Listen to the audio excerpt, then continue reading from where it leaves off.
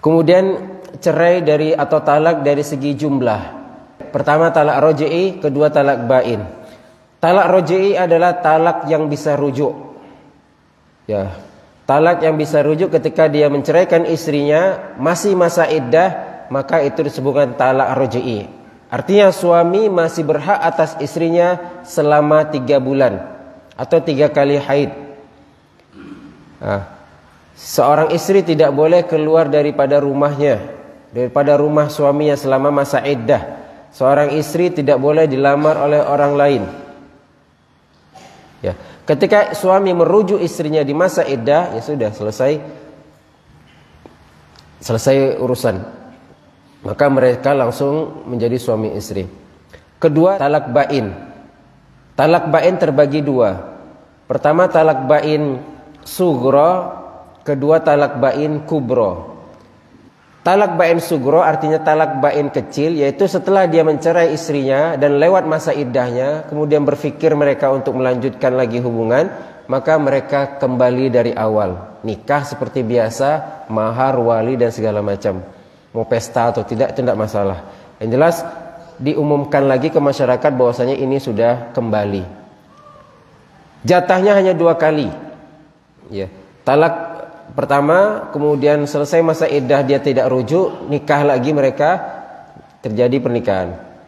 Kemudian cerai lagi, maka itu disebut dengan talak 2. Ternyata cerai lagi, talak tidak ada lagi kata kembali.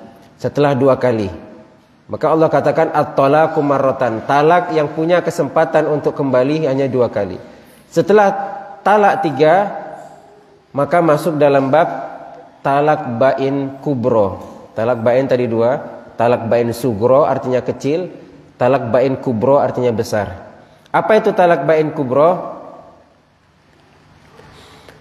Ketika sudah mentalak istrinya 3 kali, maka tidak ada lagi maaf, kecuali sang istri nikah lagi dengan orang lain dan dia berhubungan badan dengan orang lain tersebut dan dia bercerai dengan suami kedua, maka boleh mantan yang pertama tadi masuk. Ya, tapi tanpa rekayasa. Tanpa ada rekayasa, kita bayar orang suruh dia nikah sama istri kita, nanti cerai ya udah sebulan 2 bulan kau ceraikan, saya mau balikan sama istri saya. Maka ini dilaknat. La'anallahul muhallil wal muhallalalah. Allah melaknat orang yang membayar dan orang yang dibayar tadi. Ataupun dibayar atau tidak, yang jelas mereka membuat rekayasa perjanjian pernikahan seperti itu. Tapi kalau tidak ada perjanjian, tidak ada rekayasa, memang murni natural saja dia menikah dengan orang lain kemudian cerai, maka boleh kita kembali kepada pasangan kita tadi, mantan istri kita kalau dia mau.